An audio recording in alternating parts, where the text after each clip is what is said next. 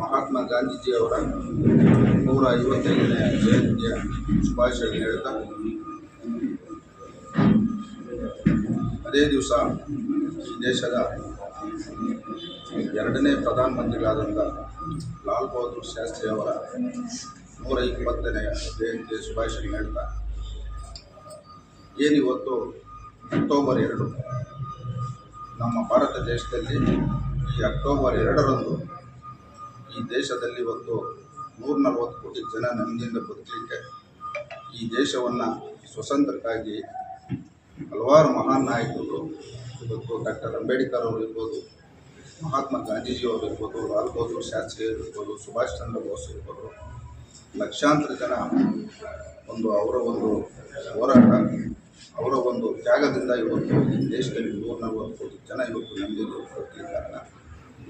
ಇವತ್ತಿನ ದಿವಸದಲ್ಲಿ ನಾವು ವಿಶೇಷವಾಗಿ ಇವತ್ತು ಗಮನ ಕೊಡ್ತಕ್ಕಂಥದ್ದು ಈ ದೇಶದ ಪ್ರಧಾನಮಂತ್ರಿಗಳಾದಂಥ ಲಾಲ್ ಬಹದ್ದೂರ್ ಶಾಸ್ತ್ರಿ ಅವರು 1 ವರ್ಷ 216 ದಿವಸ ಈ ದೇಶದ ಪ್ರಧಾನಮಂತ್ರಿ ಆದಂಥ ಸಂದರ್ಭದಲ್ಲಿ ಅವರ ಈ ದೇಶಕ್ಕೆ ಕೊಟ್ಟಿರ್ತಕ್ಕಂಥ ಒಂದು ಕೊಡುಗೆ ಅದು ಈ ಭೂಮಿ ಇರೋ ತನಕ ಮರೆಯಂಗಿಲ್ಲ. ಒಂದು ಜೈ ಜವಾನ್, ಇನ್ನೊಂದು ಜೈ ಕಿಸಾನ್. ಏನವರು ಅವತ್ತಿನ ದಿವಸದಲ್ಲಿ ನಮ್ಮ ದೇಶದಲ್ಲಿ ಸ್ವತಂತ್ರ ಬಂದಂಥ ಸಂದರ್ಭದಲ್ಲಿ ಹೆಚ್ಚಿನ ಜನಸಂಖ್ಯೆ 34 ಕೋಟಿ ಜನಸಂಖ್ಯೆ ಇದ್ದಂಥ ಸಂದರ್ಭದಲ್ಲಿ ಈ ಭಾರತ ದೇಶ ಭಾಳಷ್ಟು ಕಷ್ಟದಲ್ಲಿದ್ದಂಥ ಸಂದರ್ಭದಲ್ಲಿ ಅವರು ಈ ದೇಶ ಕಾಯ್ತಕ್ಕಂಥ ಯೋಧರಿಗೆ, ಈ ದೇಶಕ್ಕೆ ಆಹಾರ ಕೊಡ್ತಕ್ಕಂಥ ರೈತರಿಗೆ ವಿಶೇಷವಾಗಿ ಅವತ್ತು ಆದ್ಯತೆಯನ್ನು ಕೊಟ್ಟು ಈ ದೇಶವನ್ನು ಬೆಳೆಸಿದ್ದಾರೆ.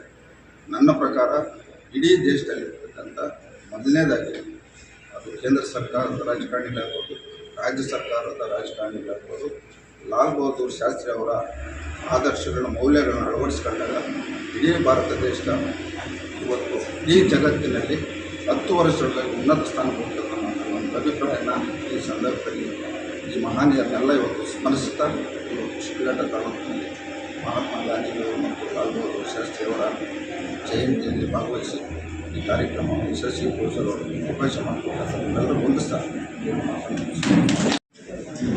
ಇಂದು ಏನು ನಮ್ಮ ಗಾಂಧಿ ಜಯಂತಿ ದಿನ ಭಾರತ ಸ್ವಚ್ಛ ಅಭಿಯಾನ ಎಲ್ಲ ಭಾರತದಾದ್ಯಂತ ನಡೀತಾ ಇದೆ. ಹಾಗೆಯೇ ಇಂದು ಕೂಡ ತಾಲೂಕು ಆಡಳಿತ ವತಿಯಿಂದ ಮಾನ್ಯ ಶಾಸಕರ ಅಧ್ಯಕ್ಷತೆಯಲ್ಲಿ ಮುಂದಾಳತ್ವದಲ್ಲಿ ನಮ್ಮ ಹಳೆಯ TPS ಜಾಗದಲ್ಲಿ ಇರುವಂತಹ ಒಂದು ಗಲೀಜನ್ನ ಕ್ಲೀನ್ ಮಾಡುವ ಮೂಲಕ ಸ್ವಚ್ಛತಾ ಅಭಿಯಾನ ಮಾಡೋಕ್ಕೆ ಎಲ್ಲರನ್ನೂ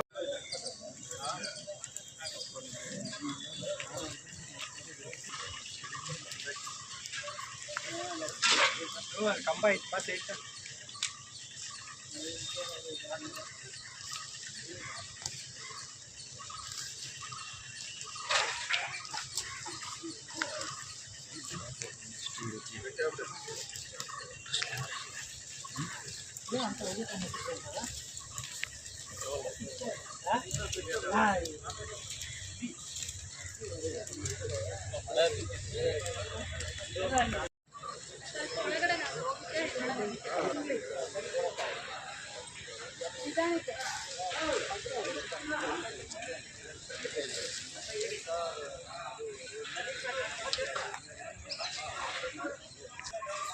ರವಿ ಗಾಡಿ ತಗೊಂಬಂದ